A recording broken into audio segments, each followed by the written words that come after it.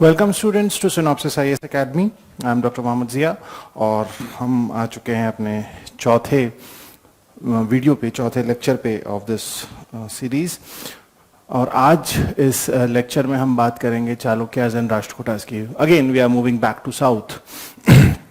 और अब तक जो कहानी अगर हम कहें है तो इतनी सी चीज़ जो ओवरऑल समरी है वो समझने वाली ये है कि medieval history is the early medieval history is largely the age of conflict. यहाँ पे बहुत सारे रूलर्स आपको दिखेंगे साउथ में भी नॉर्थ में भी, जो अपने आप को स्टैब्लिश करने के लिए, अपने आप का वर्चस्व स्थापित करने के लिए जो है वो लड़ रहे हैं। और हम आगे चल के ये भी देखेंगे कि किस तरीके से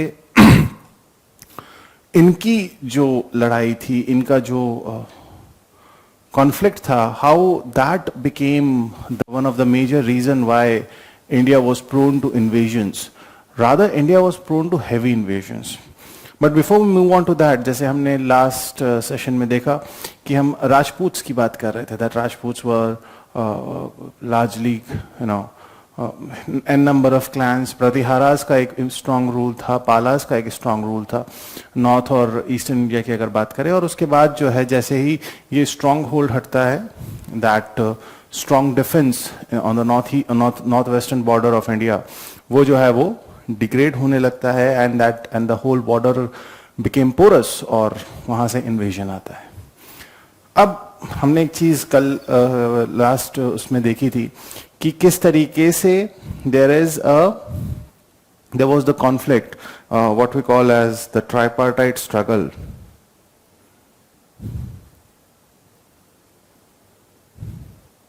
for कन्नौज। ये हमने देखा कि कन्नौज को ऑक्यूपाई करने के लिए, कन्नौज को जो है वो उस फर्टाइल, बेसिकली कन्नौज तो नहीं, Kannauj was like the symbol, but the whole thing that was there to occupy, जो उनको चाहिए था वो था the fertile lands of Ganga and those plains, because agriculture, a fertile land is always regarded as the symbol of prosperity. और हर किसी को उस prosperity को, हर किसी को उस prosperous land पे अपने आप को establish करना था। Everyone wants prosperity. हर किसी को, चाहे वो दुनिया में किसी भी पॉइंट पे, किसी भी समय में ये चीज़ हो, हर किसी को अपनी prosperity चाहिए। और यही उस वक्त के लोग भी कर रहे थे। तो ये कहना आउटराइटली कि दे वर रॉन्ग, या ये कहना कि they were not giving that much वो यूनिटी नहीं थी, क्योंकि to be honest before 1920s, या आप कहें before 20th century, there was no nation. The concept of nation came very later on. हम ये कहें कि 1800 में या 1700 में जब अंग्रेज थे तब नेशन की बात हो रही थी, नहीं। तो जब नेशन ही नहीं था, नेशन का कंसेप्ट जो है वो बिल्कुल डिफरेंट था जिस टाइम पीरियड की हम बात कर रहे हैं यहाँ पे। So everyone was fighting for their own prosperity and this resulted in the age the age of conflict. और इसी को कंटिन्यू करने के लिए आज हम बात करेंगे साउथ में चालुक्याज और राष्ट्रकूटाज की। पहले राष्ट्रकूटाज की हम बात करते हैं। यस, सो ये जो राष्ट्रकूट के जो राजा थे, ये जो रूलर्स थे, ये अपने आप को मानते थे कि they are the descendants of Satyaki. Satyaki is he has got his mentions in the Hindu mythology. खैर, लेकिन हिस्टोरियंस का इन चीज़ों को लेके जो क्वेश्चन है, जो पर्सपेक्टिव है, ओरिजिन की बात करें तो बिल्कुल अलग है। चालुक्यस क्योंकि कंटेम्प्रेरी थे, तो चालुक्यंस के इंस्क्रिप्शन से हमें ये पता चलता है कि they were like the vassals और they are like the feudals of Chalukyas. ये उनके अंडर में थे। लेकिन one thing is very important, that their mother tongue was Kannada and they were of Kannada origin. और इसी रीजन की, बेसिकली हम डेक्कन की बात कर रहे हैं, सदर्न रीजन की बात कर रहे हैं। अगर हम राष्ट्रकूट रूलर्स की बात करें तो 735 से 736 56 तक, I am sorry, Danti Varman या दांती दुर्गा जिनका नाम था, वो इस डायनेस्टी के फाउंडर थे। और इन्होंने क्या किया, जो भी टेरिटरीज थी गोदावरी और वीमा नदी के बीच जो भी टेरिटरीज थी, उन सारी टेरिटरीज को इन्होंने ऑक्यूपाई किया। एंड कलिंगा, कौशाला, कांची, श्रीशैल, मालवा, ये सारे जो है इनको इन्होंने ऑक्यूपाई किया। And even he got his control over Maharashtra by defeating the Chalukyan king Kirtivarma. तो लड़ाइयाँ थी, कॉन्क्वेस्ट थे, लैंड एक्विजिशंस थे। So this was the character of history at that point of time. आपको यहाँ पे as a civil service aspirant many times people ask me that what is the difference between studying history for academic purpose or for let's say degrees and everything, और यहाँ पढ़ने में एक चीज़ बिल्कुल सभी लोग जो भी आप लोग देख रहे हैं इस चीज़ को बहुत अच्छे से समझिएगा, और ये सिर्फ हिस्ट्री के लिए नहीं है, सारे सब्जेक्ट्स के लिए except your optionals. You are not here to become a specialist. आप किसी भी चीज़ का स्पेशलिस्ट या सुपर स्पेशलिस्ट बनने नहीं आए हैं। हमको जनरल स्टडीज करना है, और वहाँ पे जो एक इम्पॉर्टेंट एलिमेंट है कि वाई द डिफरेंस इज, यहाँ पे हमें एक लेवल पे आके रुकना है। मीन्स इट्स नॉट दैट कि सिलेबस अनलिमिटेड है, इनफाइनाइट सिलेबस है तो पढ़ते चले जाइए, नहीं, ऐसा नहीं है। आपको उस पर्टिकुलर सब्जेक्ट को, उस पर्टिकुलर टॉपिक को सिर्फ उतना पढ़ना है जो कि एग्जामिनेशन पर्सपेक्टिव से इंपॉर्टेंट है, या लगता है कि हाँ ये एक्सटेंट तक एग्जाम में आ सकता है। वैसे जैसे कि हम जब मॉडर्न हिस्ट्री पढ़ते हैं तो हम वहाँ थोड़ा सा एनालिटिकल होते हैं, क्योंकि मेंस के पर्सपेक्टिव से बहुत इंपॉर्टेंट है। क्या हम वर्ल्ड हिस्ट्री की बात करते हैं तो हम लार्जली एनालिटिकल ही होते हैं, because that is an exclusive mains part. We are not much worried about facts when it comes to world history, but at the same time, because medieval and ancient and art and culture and the freedom struggle, they are playing a very important role in mains also, prelims also, तो वहाँ पे हम थोड़ा सा ज़्यादा factual पढ़ते हैं। तो ये एक डिफरेंस है। फिर याद रखिएगा, there is a limit whenever we are studying for prelims या mains या जो भी एग्जाम के लिए आप जो भी सब्जेक्ट पढ़ रहे हो, you have to stop somewhere। और सर अब ये कैसे पता चलेगा? And for that we are here, take good advantage of the experience that we have as a team from Synopsis IAS की हम यही बताते हैं बेसिकली कि how much you have to study, because if you will go on studying सिर्फ medieval history पढ़ने में 3 महीने 4 महीने वेस्ट करना, it's not a profitable thing। So just जहाँ पे फैक्ट्स की ज़रूरत होगी हम वहाँ सिर्फ फैक्ट्स पे कंसंट्रेट कर रहे हैं, जहाँ पे थोड़ा सा एनालिटिकल या थोड़ा सा making it understandable, that stuff is required, we are going to do that।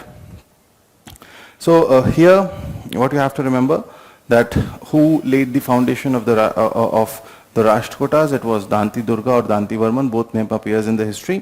Second कि इन्होंने क्या क्या ऑक्यूपाई किया, ये सारे रीजन को इन्होंने ऑक्यूपाई किया। और अगर मैं थोड़ा सा आपको इस चीज़ को बताऊं तो फ्रॉम गोदावरी टू वीमा, so from this is the course of Godavari, this is somewhere Vima, तो ये जो रीजन था ये लार्जली जो है ये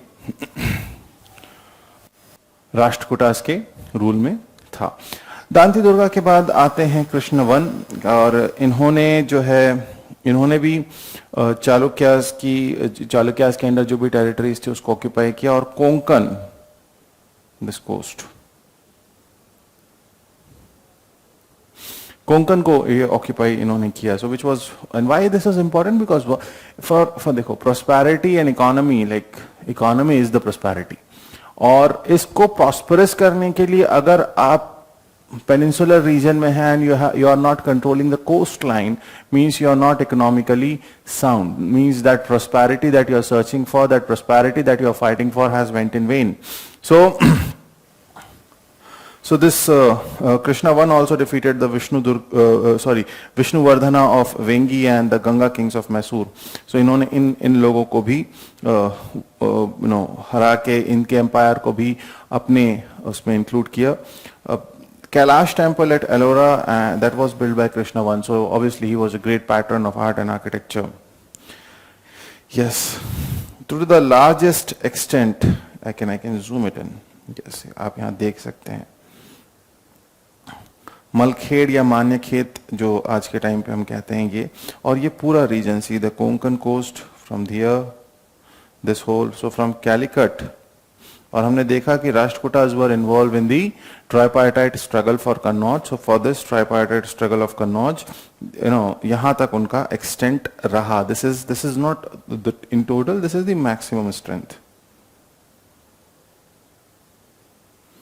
और क्योंकि उस दौर में सिर्फ कॉन्क्वेस्ट थे, उस दौर में सिर्फ व्हाट टू से यही चीजें चल रही थी, तो ये जो बॉर्डर्स थी, ये जो बाउंड्रीज थी, ये कम ज्यादा होती रहती थी। यहां पे जो हम देख रहे हैं, ये वाला जो हमने पूरा पार्ट देखा है, this is the maximum extent of the Rashtrakutas empire dynasty. Then उनके बाद कृष्णवन के बाद आते हैं इंपॉर्टेंट अगेन सी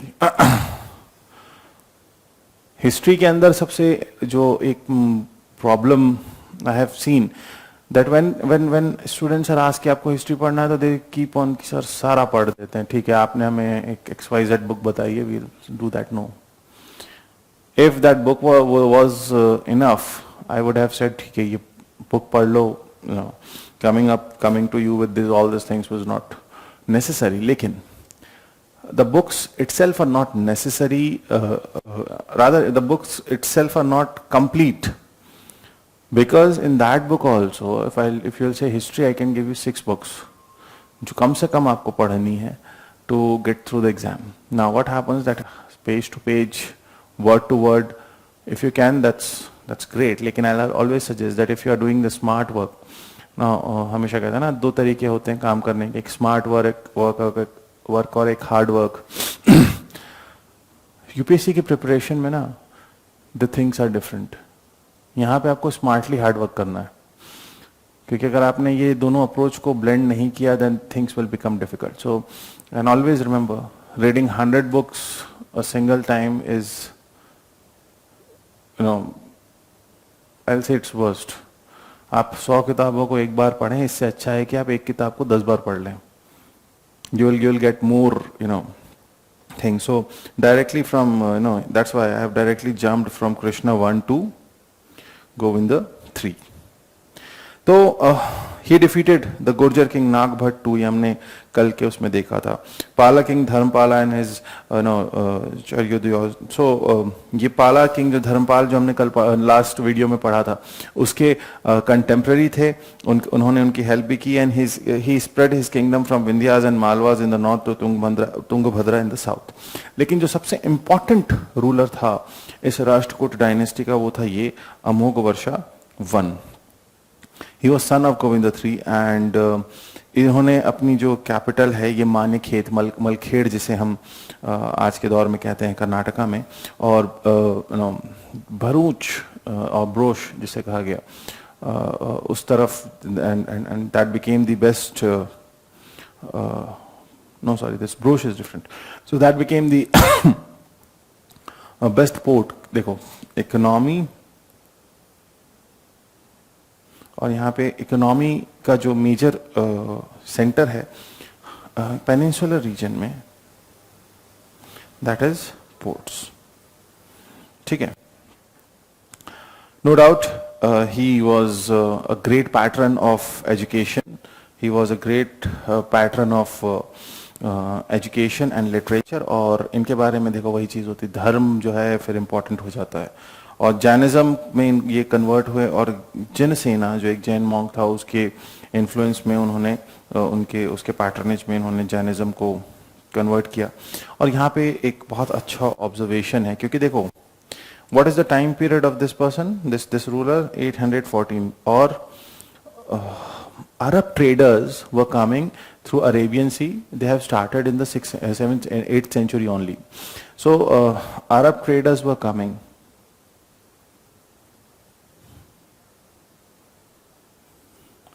कहाँ से आ रहे थे? ये अरेबिया से आ रहे थे, और ये क्या करते थे, ये इंडिया से गुड्स लेके they sell it to European region. तो क्योंकि यूरोप से सेंट्रल एशिया का रास्ता जो इंडिया के लिए आता था, that was not safe enough, and there is a long list, long reason. और Arab traders क्या करते थे? They acted as a connecting link between trade between India and Europe. तो वो इंडिया से खरीदते थे और जो भी चीजें ले जाते थे.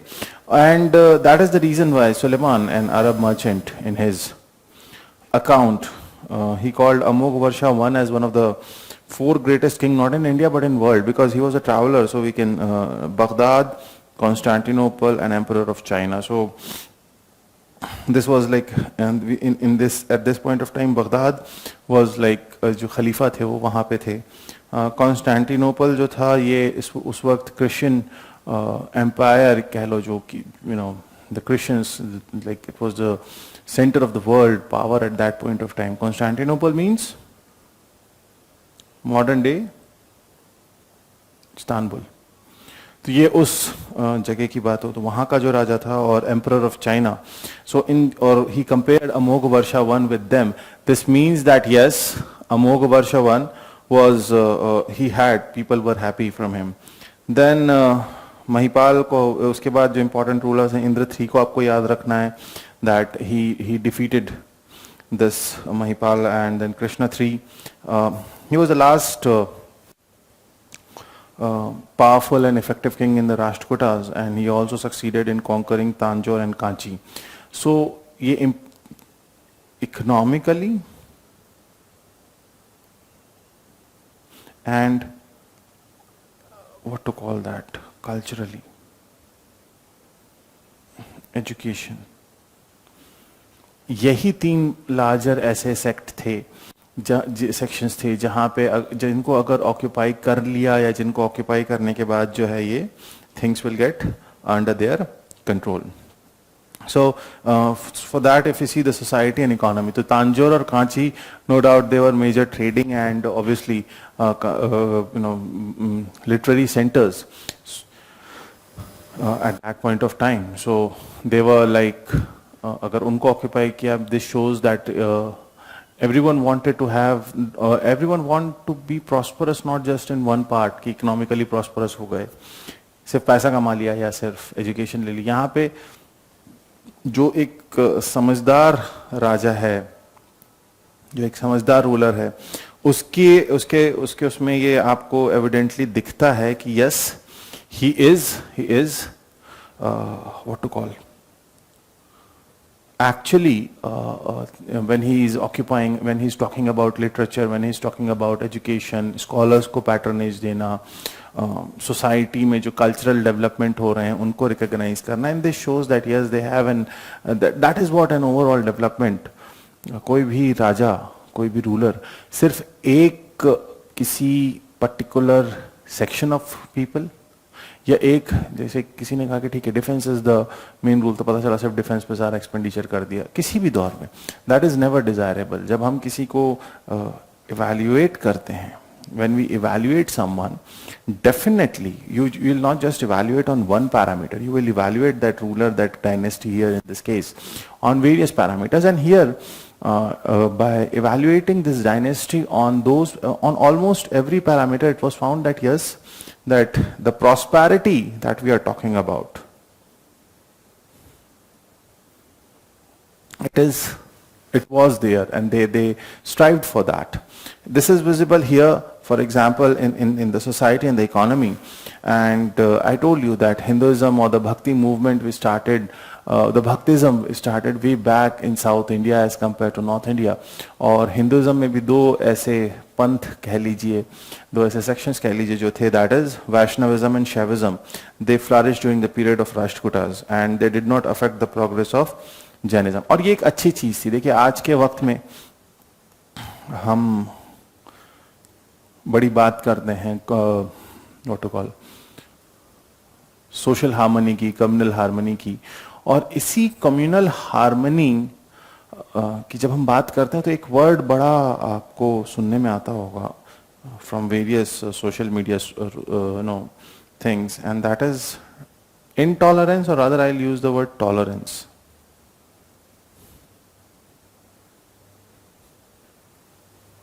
In this, when we are talking about tolerance, and tolerance towards what? Towards the religious affinity of the fellow citizen. आई से दिस इज रॉन्ग. बात गलत है, नरेटिव गलत है. बात टॉलरेंस की नहीं होनी चाहिए, बात एक्सेप्टेंस की होनी चाहिए. टॉलरेंस मतलब कि I don't like, then also you know मुझे कोई चीज पसंद नहीं है फिर भी वो हो रही है तो ठीक है मैं चुप हूं, ये टॉलरेंस है. और यही नैरेटिव हमारे आज के दौर में, ये हमें सीखना चाहिए यहां से, क्योंकि यहां ये टॉलरेंस की बात नहीं करते हैं, यहां ये बात करते हैं एक्सेप्टेंस की. और इन दोनों चीजों में, चाहे टॉलरेंस हो चाहे एक्सेप्टेंस हो, इन दोनों में बहुत फर्क है. Today we are saying tolerance, intolerance and that debate is going long. But I'll say no, sir, sorry. If it comes to the religious affinity of my fellow citizen, I should accept that. Acceptance means it's embracing. It's not following that. No say अगर someone is practicing that thing, so I'm not tolerance होने का मतलब होता है कि ठीक है मुझे नहीं अच्छा लग रहा लेकिन कोई बात नहीं. I'm silent. No. Acceptance is a larger word, larger concept, larger a feeling of positive feeling. So यहाँ पे देखिए acceptance था, वो कुछ भी फॉलो कर रहे थे. उनके टाइम पे हो सकता है वैष्णविज्म शैविज्म जो है वो पीक पे हो, लेकिन इसका मतलब ये नहीं था कि उन्होंने दूसरे रिलीजन जैनिज्म बुद्धिज्म जो था उसको सप्रेस करना शुरू कर दिया. उन्होंने कहा कि नहीं, we are not going to suppress that, rather we are going to even they gave patronage to that. That is what acceptance is. And even at that point of time हम यहाँ क्या कह रहे हैं, that Vaishnavism और Shaivism जो है वो flourish कर रहा था, although 1/3 of the population in the Deccan region was following Jainism. मतलब राजा धर्म के साथ इंटरफेयर नहीं कर रहा था, और यही शायद राजधर्म होना चाहिए. उसके अलावा सिर्फ जैनिज्म की बात करें तो बुद्धिस्ट सेटलमेंट्स भी थे, Kanheri, Sholapur, Dharwad, and still they are good places, good centers of Buddhist religion. खैर, मूविंग ऑन. सो इसका इम्पैक्ट क्या है? इसका सिर्फ एक ही इम्पैक्ट है,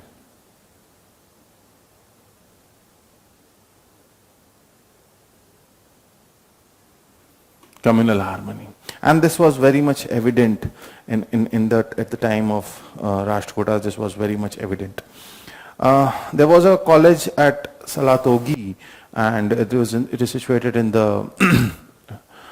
modern day Bijapur. और इसकी खासियत ये थी that it was run by the income from the endowments made by the rich as well as by all the villagers on the occasion of. So college, again, education. Education से क्या आती है? Prosperity. और लोग सिर्फ राजा नहीं, इस part से ये भी पता चलता है दैट वहां के जो लोग थे वो भी कहीं ना कहीं इस एजुकेशन के इम्पोर्टेंस को समझते थे, क्योंकि ये जो कॉलेज चल रहा था इन द बीजापुर डिस्ट्रिक्ट, ये it was not something which was the king और from the royal treasury it was running. Rather ये किससे आ रहा था? It was running from the endowments which were made by the rich, and जो भी festival के टाइम लोग कलेक्ट करते थे, it was coming from that. And the overall impact देखो, कम्युनल हार्मनी ये टिक, communal acceptance tick, respect, education is okay, everything is okay, and ultimately what is this? This is flourishing condition. This flourishing condition is what? This is the prosperity जिसकी हम बात कर रहे थे. And there was an active commerce between Arab and the Deccan. और ये भी हमने, क्योंकि अगर travelers आ रहे थे, traders आ रहे थे और वो अपना travelogue लिख रहे थे, तो definitely there was some good trade. And अब देखो, राष्ट्रकूटा किंग वो जैन भी थे, हिंदू भी थे, but they promoted Arab trade, and rather they were maintaining good friendship with them. क्यों? क्योंकि the only religion is money. I'll always say it's economy. देखो, जब economy की बात आती है और यहाँ पे तो सारी चीजें जो है वो sideline हो जाती है. यहाँ पे भी आप देखेंगे यही चीज हो रही है. There's no religion involved here, क्योंकि we are Hindus or Jains, and Arabs who are coming from Arabia, they are Muslims, so we should, ऐसा कुछ भी नहीं था. What is more important? Trade. What is more important? Prosperity. और इसी के लिए हर कोई strive कर रहा था. So this was about the Rashtrakutas. आगे बढ़ते हैं और बात करते हैं चालुक्यास की. मैंने आपको लास्ट वीडियो में भी बताया था कि जब हम नॉर्थ और साउथ की बात करते हैं,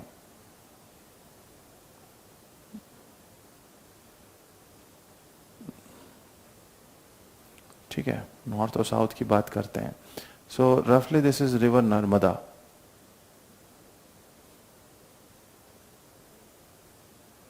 Okay, okay, so let's say this is river Narmada, and this is the border. This is the border between, this is your north and this is south. Now, और ये विंध्या सतपुड़ा माउंटेन्स, बेसिकली ये जो विंध्या नर्मदा और सतपुड़ा ये जो कॉम्प्लेक्स है structure का, this was the main north south divide in India. And this part saw not only this Deccan part saw not only the emergence or the rise of Rashtrakutas, rather it also saw the emergence of Chalukyas in the medieval period. और यही वो ये इसी को occupy कर, ऐसा नहीं है, इंपॉर्टेंस ऑफ डेक्कन बहुत ज्यादा है चालुक्याज. और उसके बाद जब आप दिल्ली सल्तनत का दौर देखोगे, in the coming class will study that, जब हम दिल्ली सल्तनत का दौर देखेंगे तो देयर यू विल फाइंड कि चाहे वो खिलजीज हों चाहे वो तुगलक्स हों, वो भी उस तरफ गए. उसके बाद मुगल्स में सबने कोशिश की, लेकिन औरंगजेब जो है वो डेक्कन को जो है वो कर पाए. अगर हम चालुक्य के पीरियड की बात करें डेक्कन में, तो जो चालुक्य का जो पीरियड है, it can be broadly divided into 3 categories. The Badami Chalukyas, और ये अर्लीस्ट थे, वतापी इनकी कैपिटल थी या बदामी इनकी कैपिटल थी.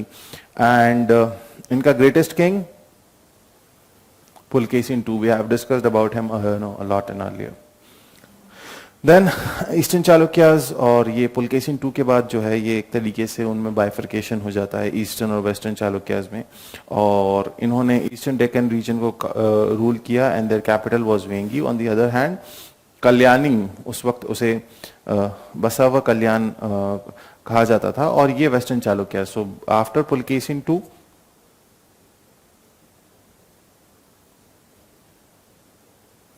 after Pulkesin II there was a divide into eastern and western Chalukya. Eastern capital थी वतापी और western की capital थी this Kalyan. Kalyani. Okay. First we'll study about, largely we see the Badami Chalukya, क्योंकि यही important थे medieval phase में. So ये भी 6th century के आसपास जो है कर्नाटका रीजन में ये डोमिनेंस में आते हैं, ये अपनी पावर होते हैं. And they were like Vatapi, इनकी भी कैपिटल वतापी ही रहती है क्योंकि ये तो पहले थे. और Pulakeshin I, Jaysingh, Ramaraya, they were the humble and important, not important but they were like good rulers of early western Chalukyas. लेकिन जो सबसे the real founder and the greatest king was Pulkesin II. और इन्होंने किसको हराया? इन्होंने गंगा रूलर्स को हराया, इन्होंने मलावास को हराया, इन्होंने गुर्जर को हराया. एंड हमने लास्ट उसमें देखा था that he defeated Harsha in the attack in the north. Pallavas को जो है इसने कॉन्स्टेंटली चैलेंज किया साउथ में. एंड कावेरी नदी को पार करने से पहले इसने जो पल्लवा किंग थे महेंद्र वर्मन I, उनको हराया and he reached there. And Chola Cheras और पांड्यास के साथ ही मेड फ्रेंडली अलायंस. देखो जरूरी नहीं है, पिछले उसमें भी हमने देखा था कि 3 तरीके हैं, या तो जंग कर लो या फ्रेंडली रिलेशन रख लो या शादी कर लो. यही 3 तरीके थे जिससे किसी भी टेरिटरी के ऊपर जो है अपना इन्फ्लुएंस दिखाया जा सकता था, और ये हो रहा था. लेकिन अब जंग इतनी लड़ी तो जो ये इनकी मृत्यु हुई वो भी जंग के दौरान ही हुई. And other important rulers Vikramaditya, Vijayaditya, Vikramaditya II, Kirtivarman, the last Chalukya king of Badami. अगर हम इनकी एडमिनिस्ट्रेशन की बात करें तो नो डाउट दे, बिकॉज देखो ये नेचुरल है, जो भी कोस्टल रीजन पे या इंडिया के कंटेक्स्ट में बात करें तो जो भी दिस वन पेनिनसुलर रीजन को जो भी रूल करेगा, जो भी ऑक्यूपाई करेगा, they were going to have great maritime power and then only they could survive. और सिर्फ मैरीटाइम पावर, सिर्फ नेवल पावर रखने से नहीं होगा, you also need to have a well organized army. Through the Chalukya kings, they were again same thing. They were Hindus, but they were tolerant. They were, to Buddhism and Jainism. और इसी time period के दौरान we saw a good development, rather some great developments in Kannada and Telugu literature. Sanskrit भी इस दौर में अपने आप को देखती है डेवलप होते हुए.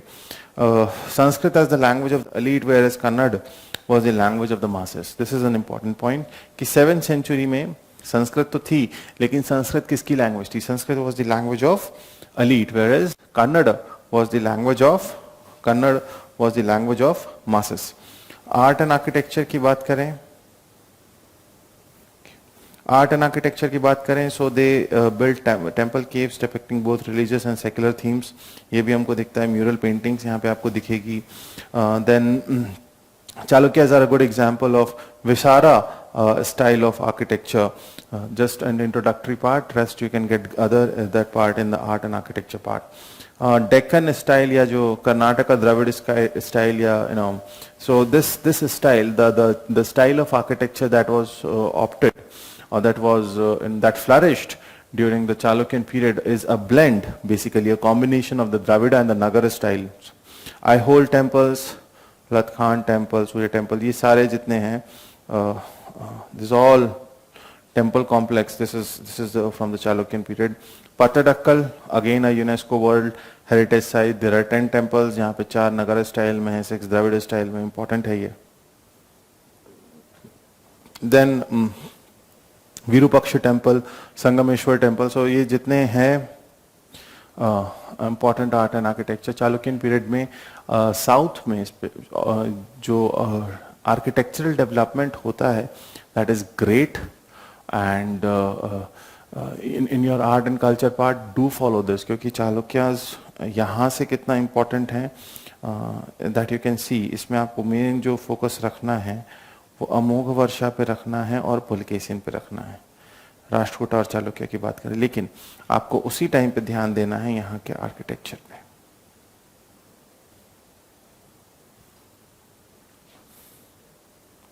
यहीं पे आपको ध्यान देना है इनके आर्किटेक्चर पे, so that you have to make that, you have to relate basically.